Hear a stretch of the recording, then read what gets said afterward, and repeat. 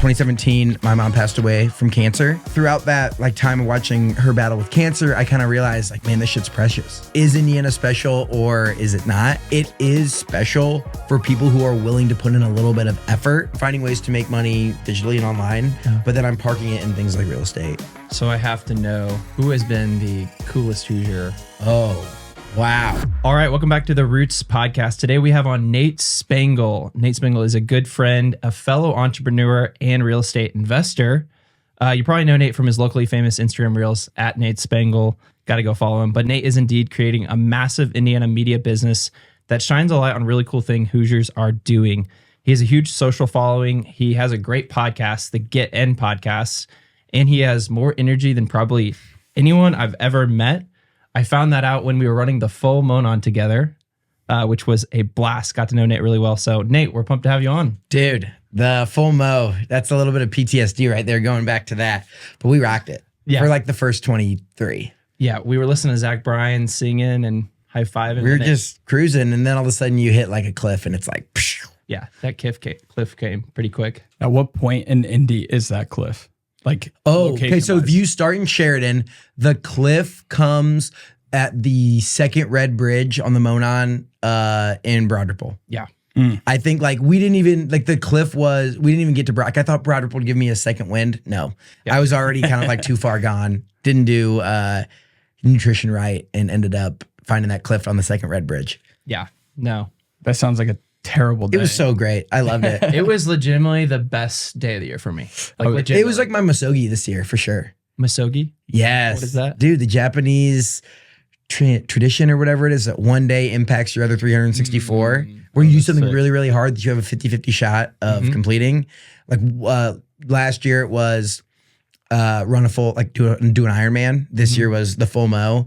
Next year, I'm hoping we get a crew to go rim to rim to rim, the Grand Canyon. But it's you take on a task where you have a roughly 50-50. It's like a Japanese, something really hard that brings out true self. And it's if you stack that up over 40 years, right? It's every year you've done a life-defining thing.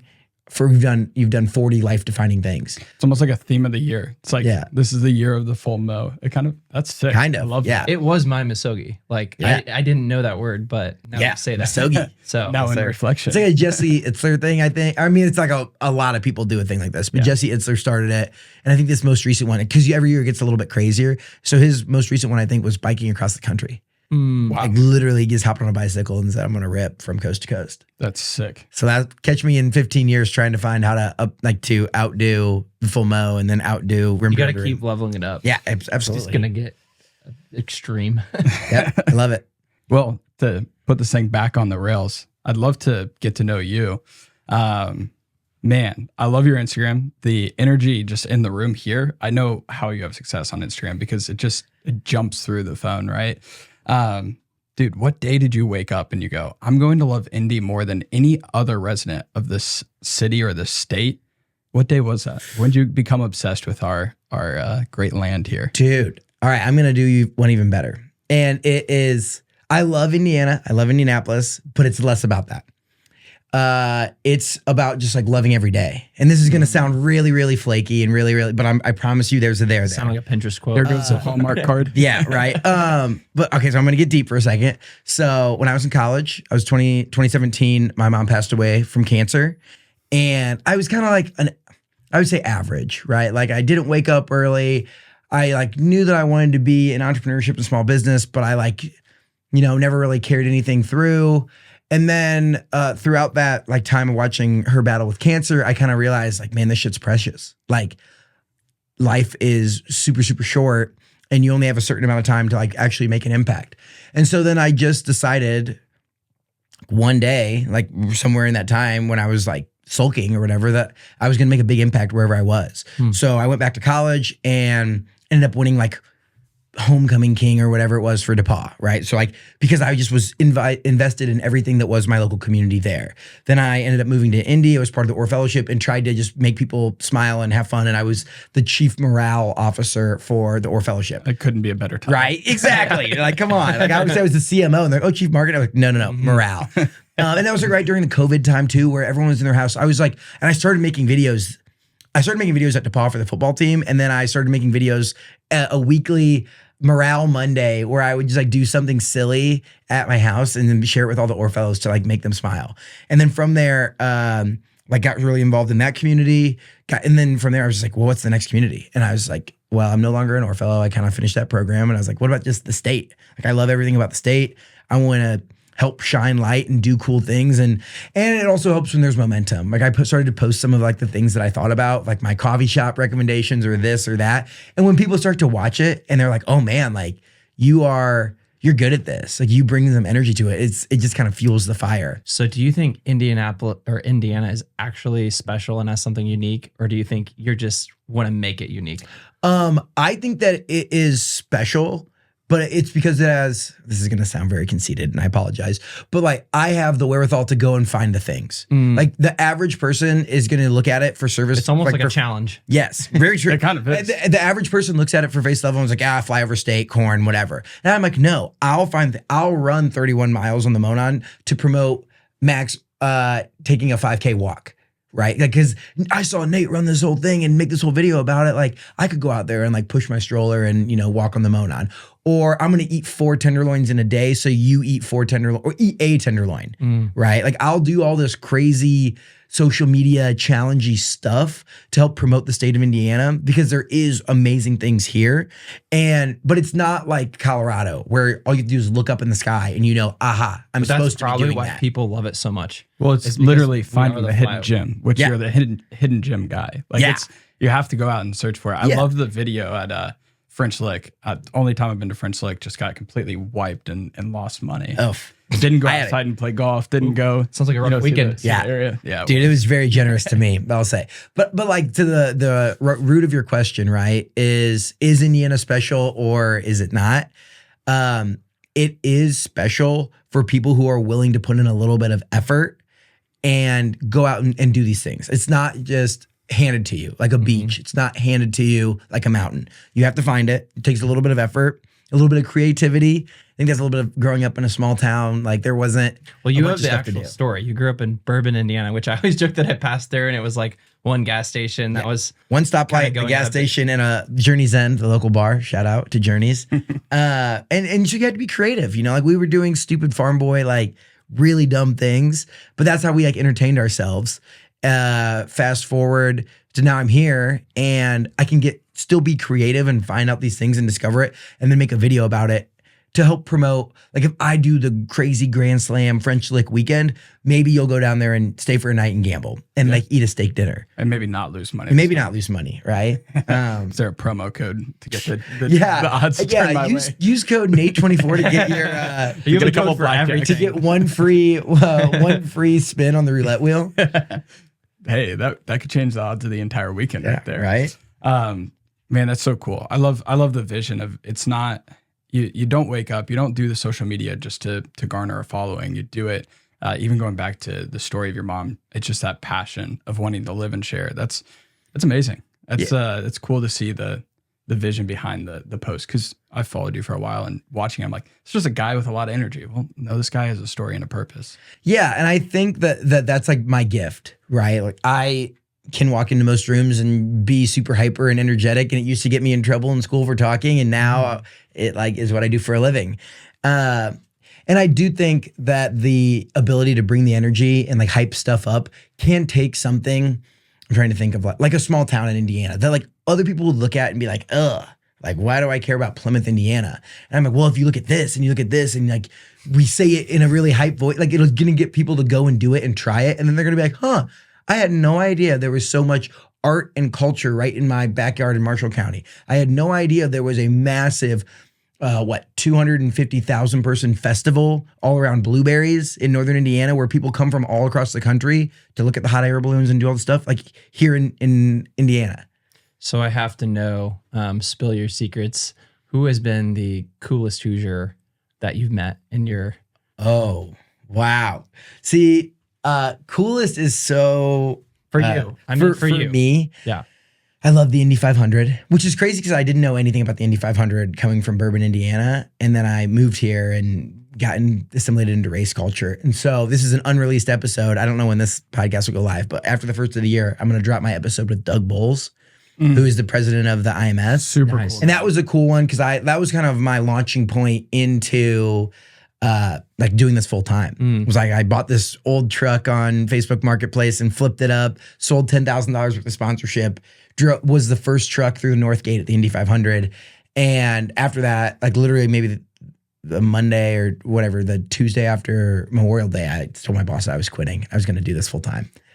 And So that was May this year. it was May of this year. That was a long day cool. with the rain and weather. Dude, it was a crazy day. I'll never forget it. Like, it was so much fun. It was crazy. Like, all of a sudden, all these tailgaters are like looking at me like, this is your tailgate. Like, are we staying? Are we going? And I'm like, how am I the boss of all this? You were Like, the boss of the 500 that year. I guess so. I was looking for you. But having Doug on was super cool. I've gotten to like chit chat with some Colts players. Like, those are always cool just because it's like you see them on Sunday, like playing on the field. Follow-up question to that is, what is the most underrated small town in Indiana? I've asked you this before, but I'm curious what you'll say. I have two. I have three. Okay. I have three. I have three. First off is Jasper. Jasper's down by French Lake. I was Jasper hoping you'd is say it. Jasper's dope. Very much German heritage. The story goes that in 1838, there was a Catholic minister, Catholic priest, who was settling the area. There was like 6 families there. He thought it looked kind of like their homeland in Germany. There wasn't a lot going on. He wrote all these letters back and convinced all these German immigrants to come over. And and he's like, the community is so great, yada, yada, yada. They showed up. And then they're like, where's the community? He's like, you're the community. Now we have to build it. And like, that's why like German American Bank is headquartered there. Well, the original one was Ferdinand. And then they told him to go, they built Jasper. Like Yes. the people, the huge like family, extended families and stuff. Yes. And It's like, Ferdinand isn't, they're both German cities. yes. But Ferdinand's like the smaller original one that nobody really. But the Jasper gets all the love. And then Jasper's also the incoming governor, Mike Braun. He's from Jasper. So they're super cool. The Schnitzelbank there is It's a got phenomenal. probably the best heritage of any Indianapolis city that in I've the seen. Indiana city. Yeah. It just got a through line from like its establishment to now. And I passed through it recently, so that's why I know. The German theme is like just very evident there. Yes. It's really like on the side of the buildings and in the architecture, it's super cool. And you can just feel history. Another one that's like that is Madison down on the river. They're trying to be the music capital of Indiana. Is like their thing. They want to be the live music place down on the river. They do a ton of cool festivals, and it's just beautiful down there. I really like Madison. And then this is one that's close to home would be Warsaw. So I think Warsaw is the orthopedic capital of the world. So meaning like knees, shoulders, joints, all that stuff. Zimmer Biomet's up there. And the Winona Lake specifically there is beautiful. It's a little village. And I think they're just like growing. Like every time I go back home, there's like a new restaurant that's put into Warsaw. Like, And you grew up around there. Like, did you like go 15 on the minutes lake from a there. lot as a kid? Not Winona Lake, because that's like it's a little bougie. it's a little ritzy lake. See, I don't know those parts. I have no clue. Yeah, but it's we would go and like hang out in the village of Winona and get ice cream or whatever, but no, not actually go in the water. But I just think that Warsaw is up and to the right for sure, and there's like more investment being put in there, and I mean they're they're an international company and they're doing big things. Completely just went boom over my head. Way too high level of Indiana. It's Okay, crazy. I have to ask a follow-up question. I was like, should I ask this? Should I not? Which of those 3 cities would you invest in? Like, which would you buy their stock or buy real estate in those? Surprisingly, not Jasper. Okay. I think that it's just They have like the most public traded companies of any Indiana. something like that. Yes, like there's a lot of international and public traded companies in Indiana, or like. You have a strong county. business culture there. I guess. Yes, they do. But I don't necessarily know if it's like as touristy as a Madison on the river or as Warsaw with like the lakes. Like there's a ton of like Tippecanoe, Wabasee, like those are all pretty close to Warsaw. Yeah. Obviously Winona Lake. I think that if I were like investing from a real estate perspective, it would be up around there. But doing lake houses up on Tippecanoe or Wabasee, they're expensive. But like getting in or around that area up in Kosciuszko County and some of the lakes up there, I think would be the move. Yeah, I think that's where my lens goes back to is like, I don't know it from the real estate sales perspective because it's all relationships for us. Like how we get outside of our 465 loop is through our own relationships and community. Say, hey, I want to go buy a house up here, right? And then we travel up that way. Obviously, we can go and be a resident of Indiana and go and explore. But there's like facts about each and every one, which is super cool. You mentioned investment though. The first place I met you was at a investor meetup called, the Roots Masterclass. And Wow, I wonder who the guys who put that together. I don't know. They're pretty cool. Yeah, Never met they're special. handsome too, right? but yeah, you're at the Roots Indy Investor Masterclass, and we were talking about some of the investments you have. That's something most may not know. And also, when people go and look through your social media, they're going to go, well, this guy does nothing about real estate, but owns real estate, which is a cool perspective for our audience to go, you can go after what you're passionate about, but also still own investment properties. Oh yeah.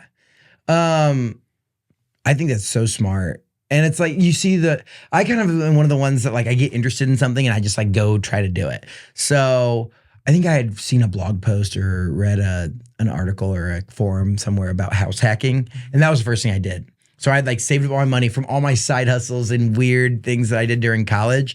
And I invested that and I bought a house right when I graduated and I rented it out to 3 of my fraternity brothers.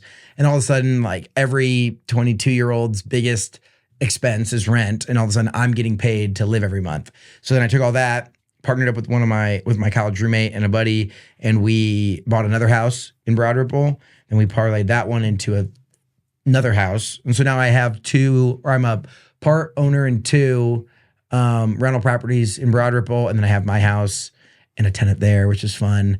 So still house hacking now? Still, I'm ready to graduate and kind of get out of that mode. I mean, I'm 27 now, and I'm not as keen of having a roommate, even though it's great, whatever, it's good. I have no complaints there. I'm kind of ready for the space, but I've done it, for the last 5 years. When did you buy that one? 5 years ago? 2019. Yeah. You could probably just take a HELOC on it and go and buy another house. Yes, sir. Not have a mortgage and still rent that one out. Yeah, I could. So then there becomes a point though where, I loved it. I was really interested in it. I would say I'm not interested in real estate, but I'm less interested in putting the time into it. Like I manage my own. It's not your main thing. No. Like it's a cool passive side investment. Yes. Yeah. The reason I brought up the HELOC was not to say go buy a bunch of properties, but to say over the past 5 years, you've accumulated, wealth to be able to go and be a vehicle driver. When I bought it, it was like a $180,000 house in Broad Ripple. Like I'm right by Broad Ripple Park. You can't find those. They're not at all. The Zestimate is 330. Yeah. Like that's a Zestimate. Fair. It's not quite that much, but it's still like there's a decent chunk of equity built up there. Yeah. So 2-part question. One, is there a strategy with the Broad Ripple? Like, is there a reason you bought it there? And then 2, even the Monon, you said that Broad Ripple is supposed to be your motivation and will to finish. Yeah, I thought it would be. So I chose that because that's where I wanted to live. And then when we were buying houses, I wanted to be close. Because like the last thing I want is like a call from a tenant at 10 p.m. and I have to drive to Fortville. That would just be so extra brutal. Right. Like one of the houses is 4 blocks from my house, like where I actually live. And one of my rentals is 4 blocks away and the other one is 7 minutes. So it's just convenient for me and my lifestyle. Like I don't want to leave my little how neighborhood. are those going? Like have they been smooth sailing or? One of them's been amazing. So easy. So and it makes all the money. The other one is just a pain, like between that is the issue you run into with Broad Ripple is where some of the houses are older and there's issues and, you have to replace this, that basement has water in it, all that stuff. I mean, all in all, it's not the worst thing. Like it's not as like crazy where it's like, oh my gosh, I'm worried that's going to bankrupt us. But it's not just like, hey, just, it's not like autopilot and get a check. Cash flow. Yeah. You're right. I think that's the thing about real estate. I just had a pipe burst at a rental on Sunday. I got a call from the next door neighbor who was like, last thing you want to talk about right now is rental properties. I was just like going out to my front porch, sipping coffee, and I saw water pouring out of your front door. And I get that call.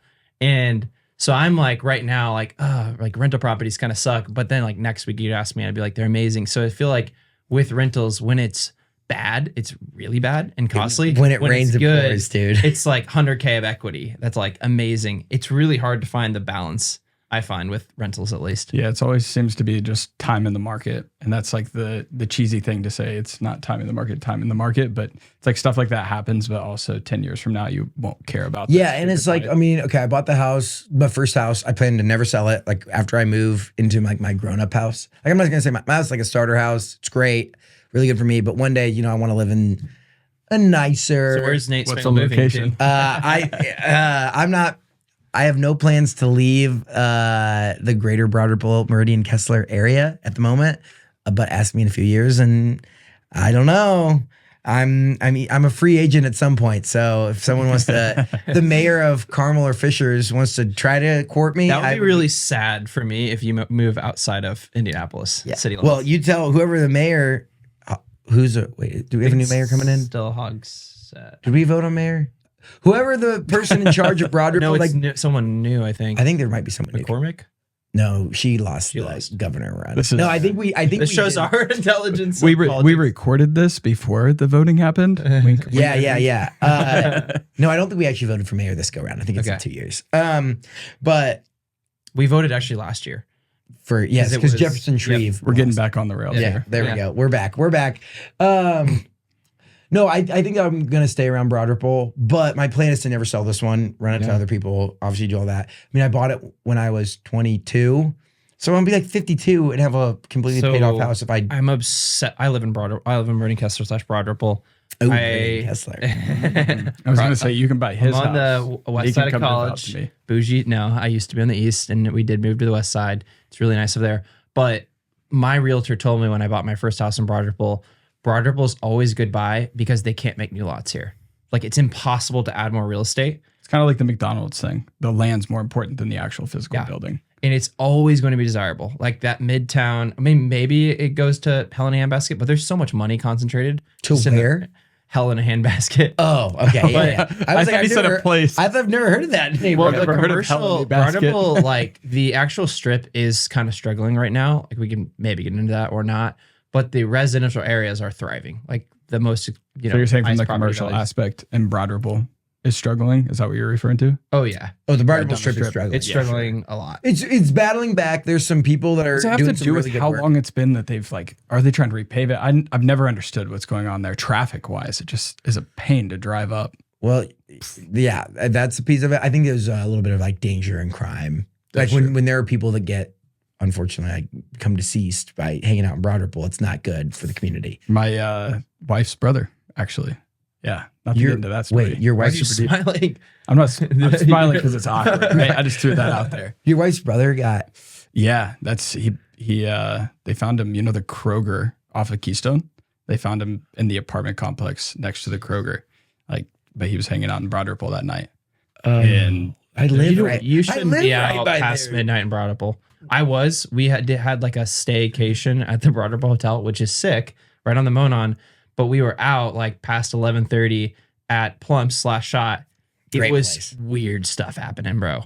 Like, I was like, there was a lot. There was the concentration of homeless people that was around me was alarming. What is it? What's the cause? I don't know, because in 2019, 2020, right before COVID, we would have way too many beers in Broad Ripple, and I would stumble home and I would never feel any sort of danger. Like, that's what Broad Ripple used to be. Yeah, it was so fun. And like the lines, like you imagine lines from Brothers that would go down past Goodfellas, lines for Rock Lobster that would go around the corner, and you had to like sneak in the back entrance, lines from Piano Bar over to Brothers. When we were in college, it was like the peak. It was I awesome. think it's come down since. I feel like it's been a bell curve though, because when that happened to her brother, it was back in 2012, and then it's like come all the way full circle back around. It almost feels like when 5 years ago, it's going in waves. 2019, 2018, it was. I mean, I used to drop my brother off there. I'm 23, so I was too young to be, going to the bars, but I would drop my brother off to go to Broad Ripple and pick him up. And I can remember seeing that. It was crazy. It was like a zoo, like in the best way possible. So much fun. It'll bounce back. Yeah, it will. I'm like really confident. I think that there's going to be some turnover of some of the tenants there. I think that if I could wave a magic wand, I would bring some of that Sobro vibe up north a little bit, where you have. Well, Sobro is nicer. Like, honestly, the people with money spend their time at, Binkley's, Upland, and like 20 Tap, like 20 my Tap, experience. Fat Dan's Bulldog. It's the college kids going to the strip. Yeah. So, yeah, I agree. Sobro needs to overtake, but they're building really nice. JC Hart, you've talked to them. They're building extremely nice apartment complexes right near there. So I'm interested to see like this $1 million developments coming in as the commercial like landscape is going down. Like, what's going to happen? I mean, all I'm saying is like there's too many important people in Indianapolis that have too much money invested in Broad Ripple to let it fail. For sure. Right? Like, I mean, 811 Group just put their new headquarters there. you have the new apartment complex going up, you have the coil, you have the line, you have all like you have Audio Chuck, right? Like their office is there where Crime Junkies is recorded. Like there are some legit players in the area. Indy was like a crater in like the 80s and 90s. The one bright spot was Broad Ripple. It's always been the like the gem of the city of Indianapolis. And now it's unfortunately like it needs some more love, I think, from the government and from the city in general. I don't know. If you hear this, give love to Broad Ripple government. Yeah. We need to get Broad Ripple Make back in. Broad Ripple great again. Yep. Question for you, Nate. I know you're building I know you actually just broke off and went full time, bet on yourself with Nate. What's the name? GetIndiana? GetIndiana? Yes, sir. Okay. What kind of paint a vision on what you're trying to build with that company? Oh, What's the purpose of it? the purpose of it. That's a great question. I really want to, at its root, combat against Indiana's boring. There's nothing to do here. Indiana sucks. Blah, blah, blah. Like all this just like negative talk about the place in which we live. At Indy, there's like, I make content to fight that. Like I invite cool Hoosiers on my podcast. I go out and do social media videos promoting the most random things in Indiana or like doing challenges across the state to help people uncover and discover all the amazing stories that are being told here in Indiana. Yeah, so that's the goal, is to just like help people see Indiana a little bit more the way I see it, where it's all about the people in the community. And there's so many cool things. You just have to, again, put some effort in, be a little creative and make it happen. What's the one thing you want your audience to pay attention to that you're doing? Like if you could tell, like what's the main focus like for the audience? Like, is it the social media, the podcast? What do you care the most about? I'm just curious. Wow. Because I wonder that. I'm like, oh, I want to support Nate. Like, I love what he's building. Like, I would say listening. Like, I think that the approach that I take to podcasting is it's generic in the sense of, yes, we have a guest on and we talk for an hour and we're just like talking about their life and different things, but it's super unique in the fact that you get to learn and meet your neighbors that are also doing amazing things. You know, so when I bring on Doug Bowles, for instance, it's like, yes, we talk about a day in the life at the Speedway and his hour by hour agenda on race day. Like that's just a crazy cool thing. But I also learned about the places that he grabs a beer at in Zionsville, or like where he likes to hang out at when he's here or there or anywhere. And like then you can see these people that you look up to and respect in our community, but also as like a normal human being who like gets a beer, you know, at you're kind of humanizing these local celebrities. Because that's the whole thing about Indiana, right? Is you're one phone call away from whoever. Listen to the podcast and you're going to learn a little bit more about Doug Bowles as a person, not just as the like, I run the Speedway, I do this, I do that. It's like, oh no, I like to hang out here. I do that. And so like then when you know, have to call them up and ask for a favor or do whatever, do the Indiana thing that everyone does, then you know them a little bit more as a person. And then you can also support fellow Hoosiers, right? You learn about them, who they are as a person, what they're doing. And I think the whole, like it would be really cool in 2 years. One is when we draft another Caitlin Clark, the Fever are calling me or calling Nate and say, hey, Nate, like we want you to interview. We want to put Caitlin on your show, new Caitlin 2.0 on your show, so the Hoosiers will love her. And we won't talk about basketball. We'll just talk about growing up in Iowa and doing all that fun stuff and learning about who she is as a person. So that's the kind of thing where I'm super excited about uncovering these stories of who people are, because that's the Indiana thing. I think between like you and Pat McAfee, we could just put Indy way up on the map. Like you guys should be in a room together, and Indy's.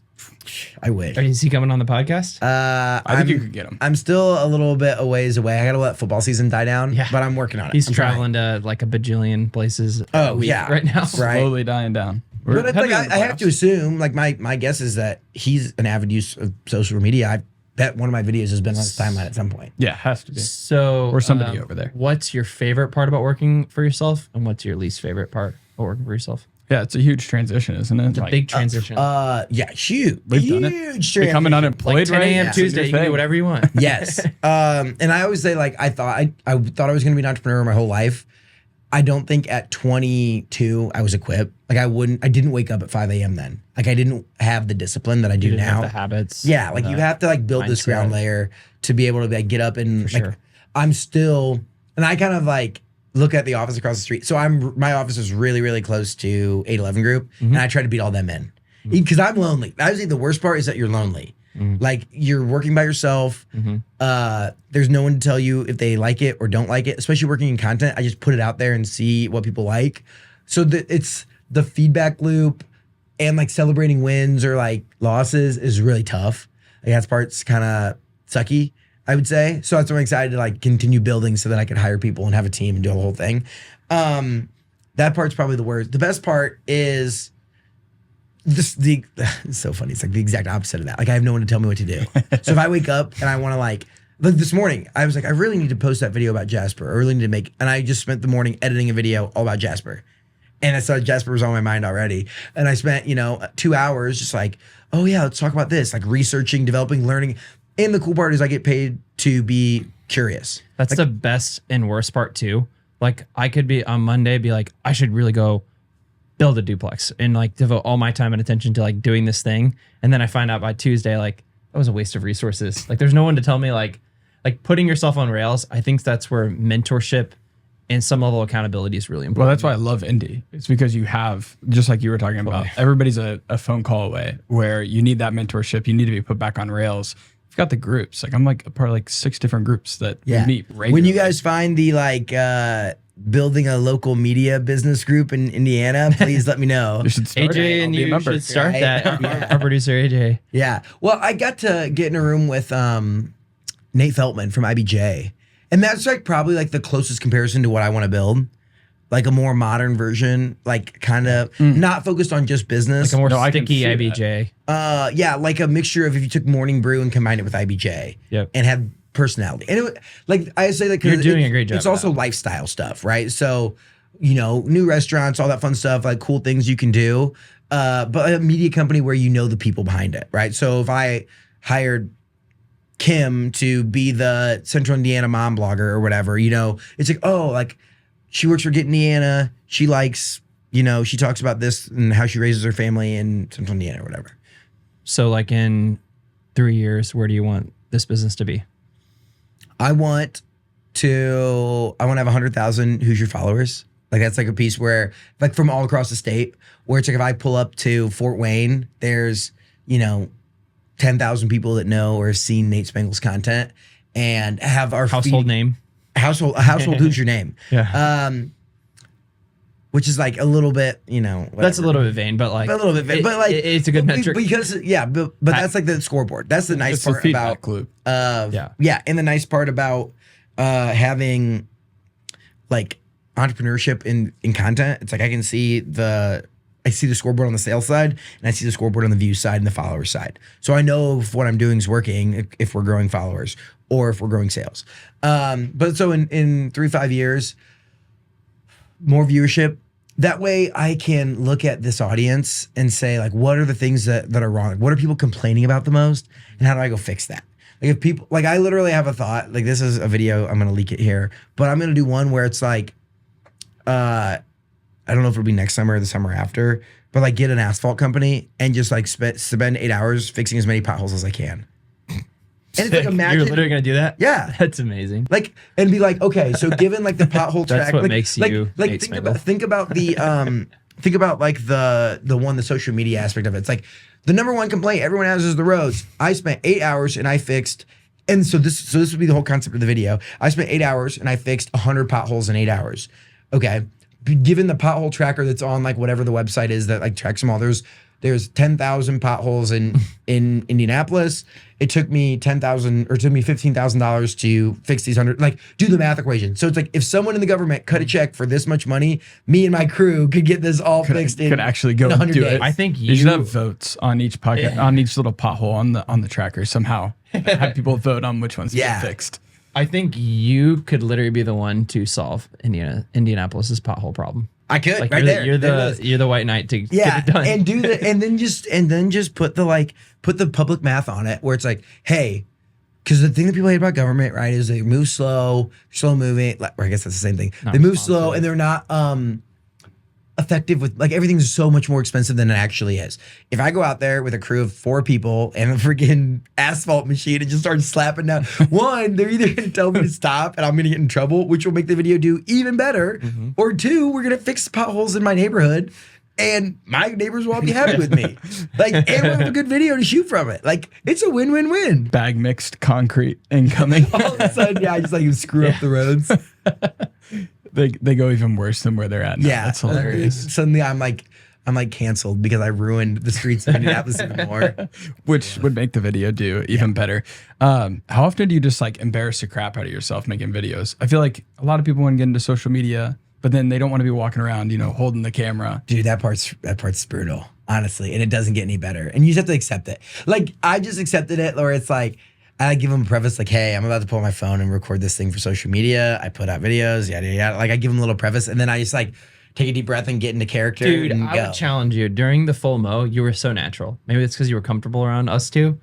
But like, I was that like, way it's fun. You had no retakes. You'd be like, we're out here ripping on the Monon. We just passed through car. Like, you're just ripping it. I'm like, what like the when I'm crap? like in the middle of a grocery store and there's like a normal people around me, and I'm like, okay, I'm about to do this, and I just like pull it up, and I'm like, let's go. And you got to bring that same Nate Spangle energy. Because it's just like you just feel a little like it is not embarrassing. Well, this is gonna sound really bad, but it's like. Now I've gotten to a point where it works, and I know that what I'm doing. So I know that when I pull this out, like I'm gonna make something that's great. But then it's like everyone wants to be a vlogger or whatever. So then and then I feel like I'm such an idiot for pulling this out or having my tripod up, and I'm like, luckily your face is into becoming more ubiquitous. Yes, so people will give you permission if they're like, oh, I know this guy, he does that. Yeah, like we walked in, when we start to pull out a video, people come up like, oh my gosh, like you make that, like you made those videos, and I'm like, yeah, and they're. Oh my gosh, you're doing one right here. And then it's like, when you're invited to like do it, then it's cooler. So let me get this straight. Why are you making videos in Kroger?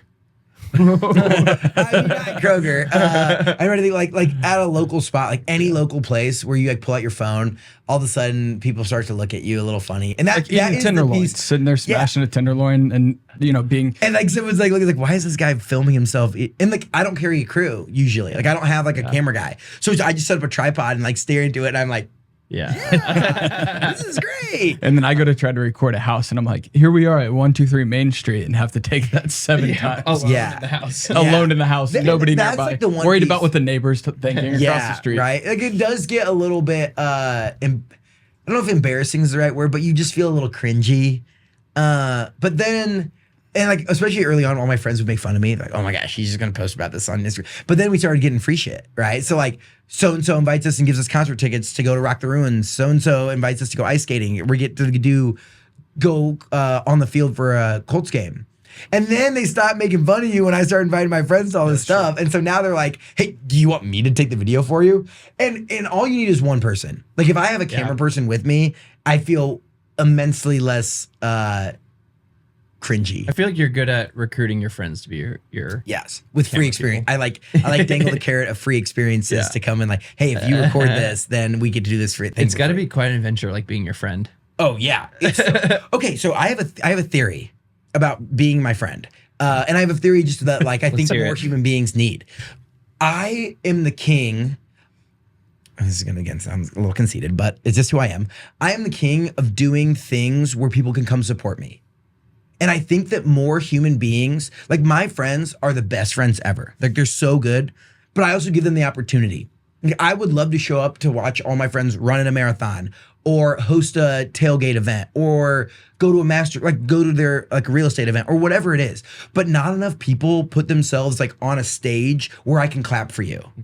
And I'm just like one of the easiest persons to clap for because I'm always doing something that involves getting people out, like throwing a first pitch or hosting a tailgate or running a race or doing something crazy where I'm like on a stage or like in the spotlight where then like my friends come and they, oh my gosh, good job. Like I love what you're doing. Like great work. And I think that a lot of people go their whole lives. Like let's say you're not that type of person and you don't have like the best boss. You don't get enough like good jobs or positive affirmations or like, way to go, like attaboys. It's like a ripple effect, right? Because I mean, you would agree, you're with me every day. I'm very much an introvert, and hopping on and doing 4 masterclasses this year was a huge stretch goal. And each one, like figuring and finding a voice to do it and get in front of 150 people. I think that's the excuse that a lot hide behind, like giving you the other perspective. It's it's like, man, how am I going to get in front of that room? I don't know what I'm going to say. Yeah. And I think behind that, so I relate to you. I tend to be like, invite people to my things. I do it a lot, very easily. It's natural. But I think there's a level of actual, I think there's habits and disciplines in showing up for yourself behind that to know like I'm worthy of like doing this cool thing and everyone loving that. Like, I think it's like, not to get like too deep, but I think it's a lot of it's like self-worth and self-love is the gap for a lot of people. They haven't proven to themselves that people should show up and care about what they're doing. Yeah. And once you prove it to yourself, that's the win. It's all downhill from there. Is my theory. Yeah, we were talking about theories. we were talking before the episode. You were giving him crap. Actually, he was giving himself crap. You weren't even doing anything to it. He was just saying, I don't show up enough to Wednesday morning to run at 5 a.m. And he's like, I might show up tomorrow.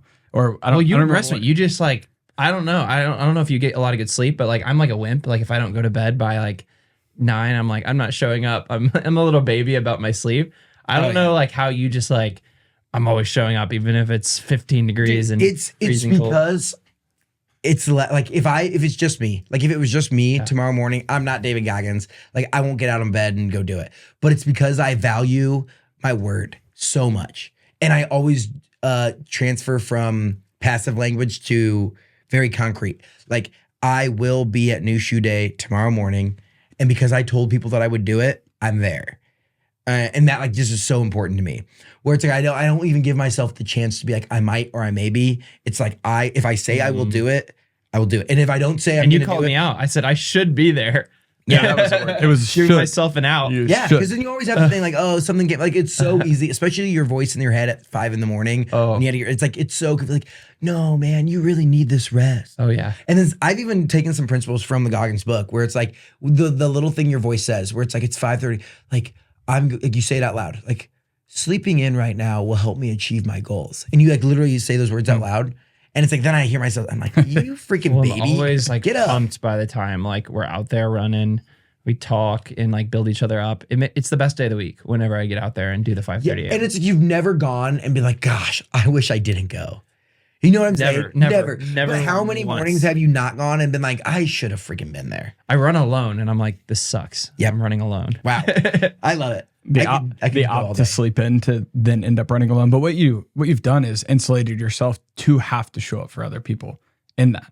Like 2 minutes ago, you're talking about how you wish that you could show up for more people, but it's like putting that on, getting the people out to go run with you is the purpose, and saying, I'm going to be there that's huge. I just think there's like, I call it like the applause theory or whatever it is, where it's like, whether it's like, go do a piano recital or whatever it is, where you can invite like 2 or 3 people that are important to you and they can like clap for you and cheer you on, whether it's a race or a concert or trivia night or whatever the thing is. I think it's so important, and so many people can go there most of their adult life and get 0 good jobs or attaboys or applause. And I think that it's so impactful for like their work, like building themselves up.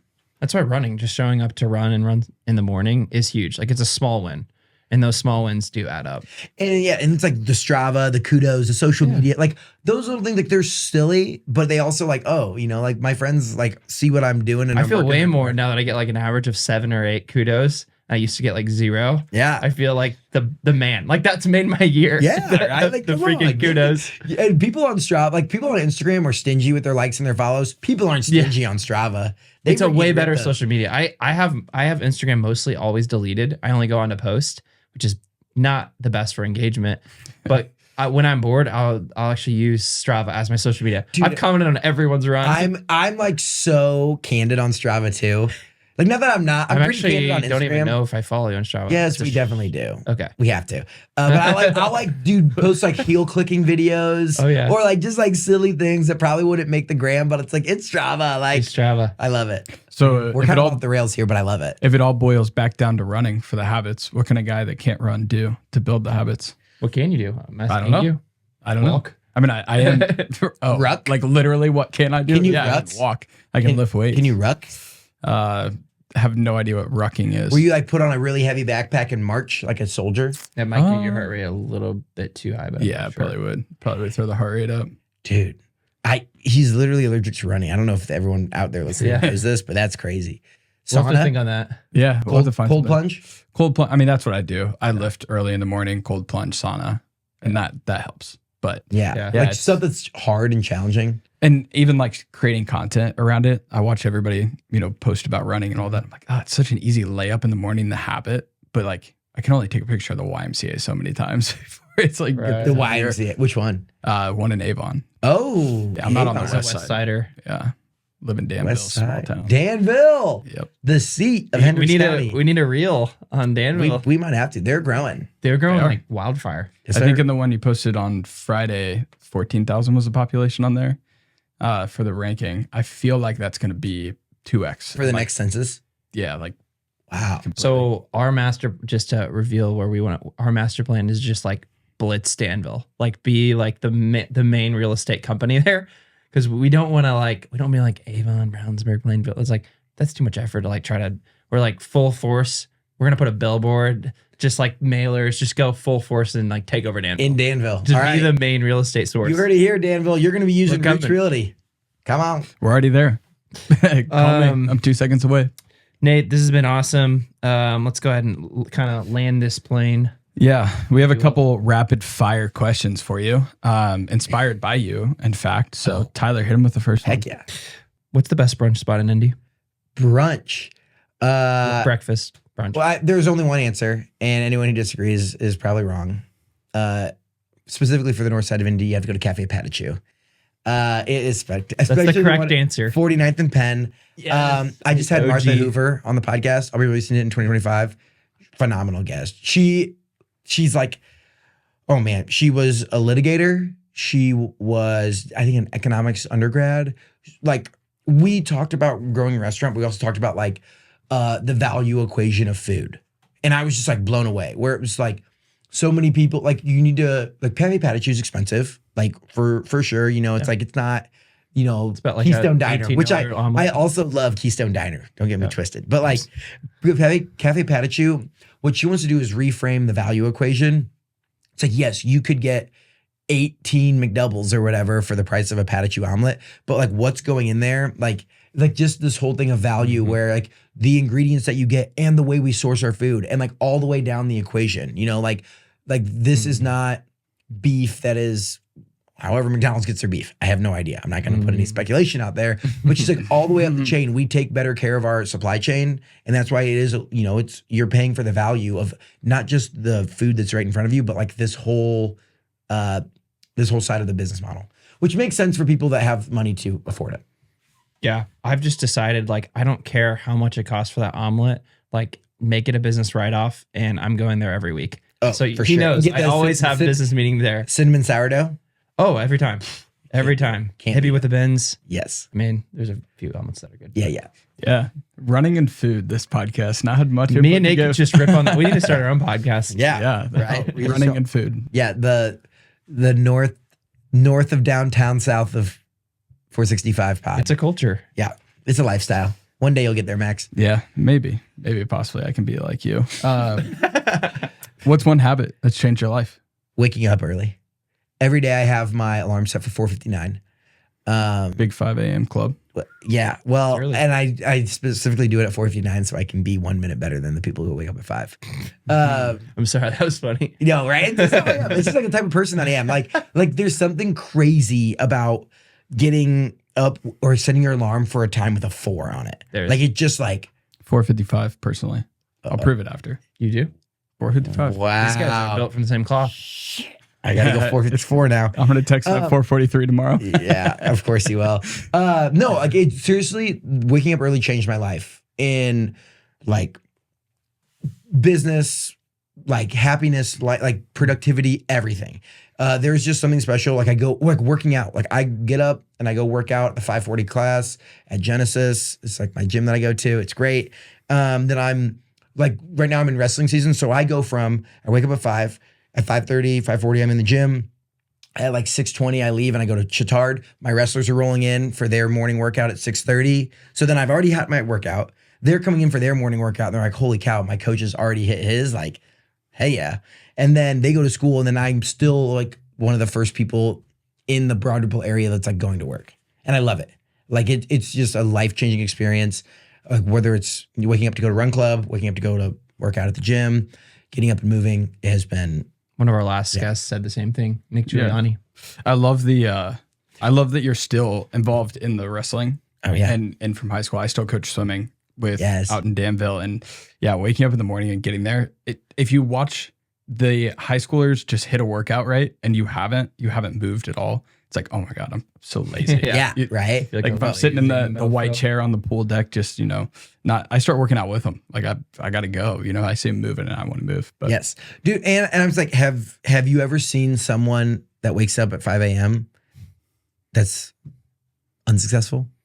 No, I haven't. I haven't seen and people that work out regularly, like every week. Like, you can frame your take of what success is. But if there's someone who wakes up every day early, they are successful in some aspect of their life. Some aspect. They may not like love their job, but like they could be killing it with their hobbies and family. Yes. Which is a huge win. I think of like the best dads were the ones that would like wake up early and like go get donuts for everyone before they were awake. Like they wake up early and do their thing or go to work or like do all the stuff. I don't think any of us would be sitting at this table if we didn't get up early and go chase our goals. Well, that's actually Just kind straight of, up. sorry if mom and dad, if you're watching this all the way through, but that's like growing up, that's what led me to entrepreneurship is I watched them wake up at 9 and 10 on the weekends. And in that phase of their life, they would tell you they were both overweight and complacent. Like they weren't happy. But you're one of those and people that driving does for the success. opposite. Most I know, people that's what follow I in did. their footsteps. I like Just didn't special. like that. I was like, I don't like this. So I started waking up, trying to wake up early as a kid and doing that. But I see the two different paths. Yeah, like you. Sorry if you're like to sleep in or whatever.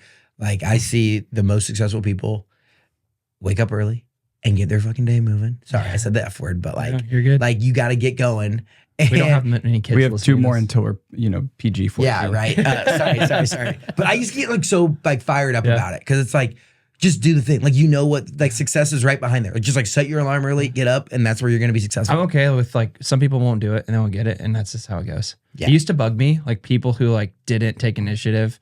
I'm like, a large part of the population will never. Yeah, reach and their you just learn potential. like you're great, like you're a good employee. It's whatever. Congrats. Like you're And- still worthwhile as a human, but Now I have like the ultimate trump card. If my alarm goes off at 5 and I look over, wife's breastfeeding, already up with a kid, I'm like, oh, I'm so lazy. this is true. So lazy. She's like, breastfeeding is like walking 7 miles a day. That's what the toll on the body is. Oh, I never they have knew to eat that. a lot. And they have to eat a lot. They're tired. They don't get any sleep. Like on average, my wife's getting like 4 hours a night. Women in childbirth and child rearing is way harder than any of the shit we're talking about. Yeah. It's way harder. You guys are the experts. It's here, not me. impressive. The sleep deprivation and what you have to balance. You're raising a kid. Like, While still saying, Crazy. like attempting to stay sane is nuts. Yeah. All the anxieties that go into it and everything. But I love when I walk out from my workout and leave the house because I don't have to deal with the baby anymore. No, I love my son, but no, like, But yeah, like I really do love like the transition to work because I'm like, okay, I got to focus on. well, you get rewarding your stuff. why in the morning too. Like Yeah. immediately. It's just like an immediate hit. On the record, like I love the time I spent. Yeah, no one thinking of that. But I give you like it's like it's a change of pace for sure. Yeah. Last question: what is an area of life you're currently focused on growing? Oh man, I could go a few different ways here.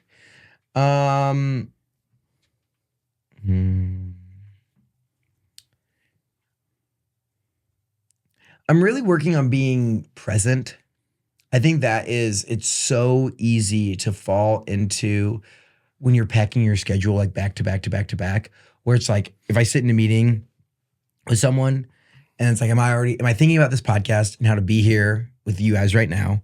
Or am I thinking about the next thing I have to go do or the next thing I have to go do? And then all of a sudden, like you look back and it's like, I hate when someone's like, how was your day? And I'm like, I don't even remember what I did.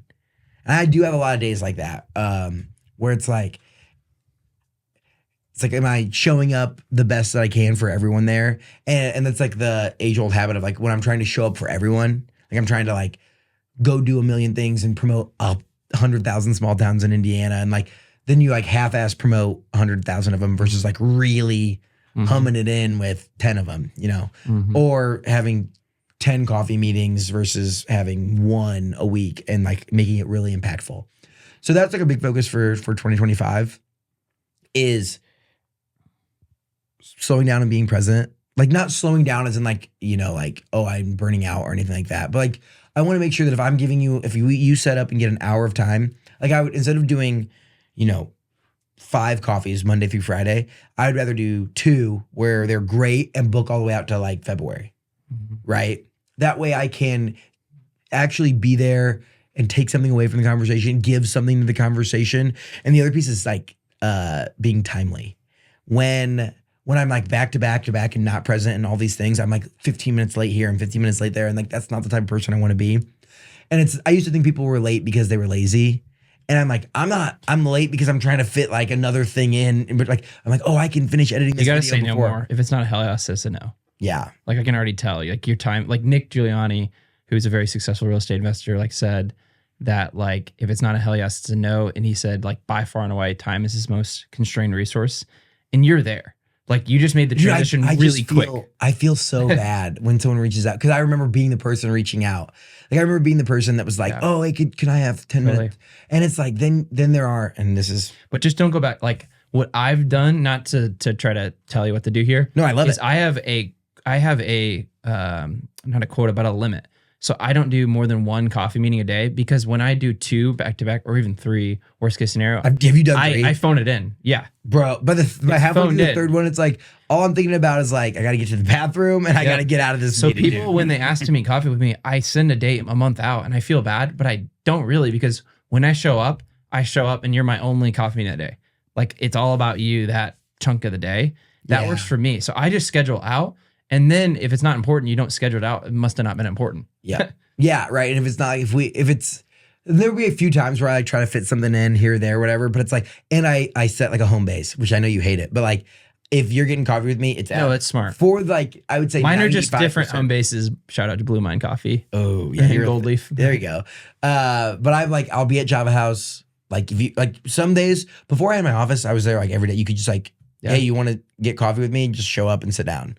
The other thing I'm thinking about is doing like, let's say 10 young entrepreneurs reach out a year or whatever it is.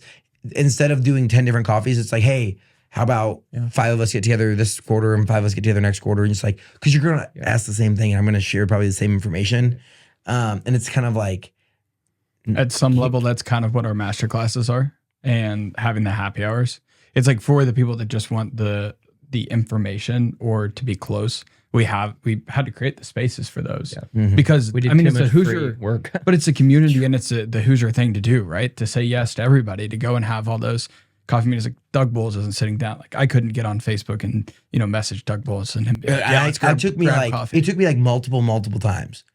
Like, and I think that's what people like get nervous about with like networking or shooting your shot or whatever. Like I DM'd him on Instagram, I've DM'd him on LinkedIn, I've sent him emails, and it like finally took getting the right introduction where someone was like, oh, you got 750,000 views for the Speedway. Like, yeah, maybe you're worth our time. right? And you kind of I had to like prove myself before I could get. And then when he came in, it was like, he might not even know.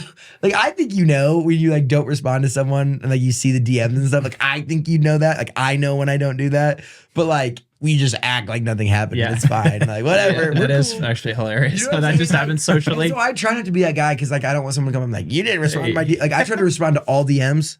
Like I try to like respond to most comments unless they're just like heinous. That might be the one downfall you have is like you're just too nice. Yeah. If you have a downfall. Yeah. No, for like sure. your time could get frittered away pretty easily. No, and I do end up spending it on like I need the cop out. Maybe I need to have a kid soon. That way I can have like the cop out of like I say family time all the time. Family time. But it's like I don't want to lie. I'm not spending time. Like you probably get I'm out here literally you get I guarantee like 20 times more the DMs as me. But even though I get 2 or 3 a day, and it's like that's a lot to manage.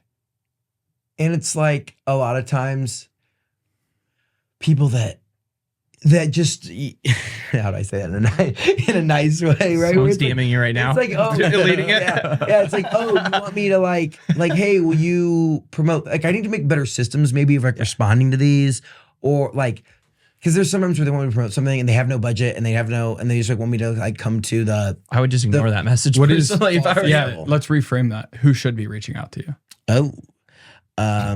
If you are one above and all. If you're a Hoosier with a really cool story, or you know a Hoosier with a really cool story, and I'm not talking about like, I'm talking about like legitimately like noteworthy. Like this is the person who was sleeping in the ditch and now is running a company or has just done some incredible things that the state needs to know about, whether it's business or, art, culture, pop, whatever it is. People that are doing amazing things. I want to talk to them. The other piece would be if you are someone with an advertising budget and you're trying to get in front of Hoosiers. We have a newsletter with 5,000 subscribers. We have a podcast. We have social media. And we're building that up more and more each week. So if you have, let's say at the end of the year or whenever this comes out, beginning of the year, you have extra advertising budget. Well, I think more people need to know about Real Estate Masterclass. And we need Nate's help there. I'm pitching him on the spot. There we go. DM. All right, sign the contract. Awkward way to end right here. Yeah. No, I love what you guys do. Like I went to that and a little bit of it. Like I would say I've become less active in real estate investing, but like you guys are my friends. Well, so like truthfully, we see it as community building within the real estate. Like everyone in real estate for the most part is in a silo, like building their own independent thing. And if I see it almost as like real estate church, like come in, we're going to build you up, equip you, and send you out fired up. Yeah. Like, that's just the goal. Exactly. And you like learn something cool. You meet new people. Like every industry needs a community like that. And you guys are just taking a really modern approach to it, which I think is super cool. And I show up. Like at first, I said, I come because I'm friends with you guys and I want to support you in the things that you do. And then I end up leaving like, oh, I learned a lot of stuff there. And like, that's interesting. And like, this is my Achilles heel. It's like, I walk out of there like, I need to go buy another house now. And then then I'm like, oh, that's going to take a lot of work. And I'm like, okay, well, I'll just chill for a little bit. Every time we have like an expert speaker come up, we ask them like, what's your regret? And they're like, that I didn't buy more real estate in 2010 or 2008 or 2001 when a lot of people started buying. And that makes me think like, they're going to be saying that right now, like about 2024, believe it or not. But nobody thinks that. They're like, I'm going off on a tangent, so I'll stop, I promise. But like, I think the what he's trying to average say person is thinks how can we're you on go? a bubble Yeah. that's going to pop, Right. which is total BS. Indianapolis is not on a bubble, but I'll get off the soapbox. We are on the if it does pop, precipice then of the whole. I'll be looking for a realtor because I'm going in strong. I'm taking all my seriously. internet money and putting it into real estate. There you have it. Take your internet money and build a real estate business. That's the key, right? I would say, like I talk a lot, and then the whole thing is about like investing and building wealth. So like find ways to, like I'm finding ways to make money digitally and online, but then I'm parking it in things like real estate. It's tried and true. Like I'm talking to my buddy, he owns a farm in Northern Indiana, and I like want to get into like owning farmland. Like I'm very, very interested in that. Can be a huge cheat code. The most Nate Spangle I'm learning investment, and I learning love it. so much more about farmland living out in Danville and like engaging in the community. Like literally, I'm learning about how the zoning and everything. Roots needs to sponsor the Danville FFA. Yeah. Okay, if this clip, I love how modern we are versus how traditional that is. If this clip gets 50,000 views on Instagram, Roots Realty is going to sponsor the Danville FFA Drive Your Tractor to School Day. You heard it here first. Yes, they're taking over Danville. Max is in charge. Max. I mean, it has to be like what, a $500 sponsorship. Like, it might be. We worth got it. For just for the clip. It's true. All Let's do it. I think that's a great way to just the clip of the lawnmowers coming in. Nate, this has been amazing. We've meandered 1,000 turns here, but thanks for coming on the podcast. This is awesome. Dude, I appreciate you guys. Keep up the good work. And we will see you at the next Roots Investor Masterclass. Or Nate Spangle media event. Yeah. I'm trying another one. We'll see you probably around Indy 500 time. We'll see you in May. All right. Let's go.